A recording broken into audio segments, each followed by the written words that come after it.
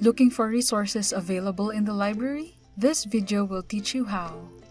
To access, go to the library website at library.aias.edu. Under Find Resources, click Library Catalog. Begin your search by simply entering the title or author, or simply any search word for your topic. For example, let's use leadership. There are more than 1,000 search results on this topic. Each search results contain information about the library item, the title, author, call number, and format. Don't forget to get the call number so that you can locate the material on the shelf. On the left-hand side of the page, there are options to narrow down your search results by format, new titles, author, series, collection, publication year, subject, and language.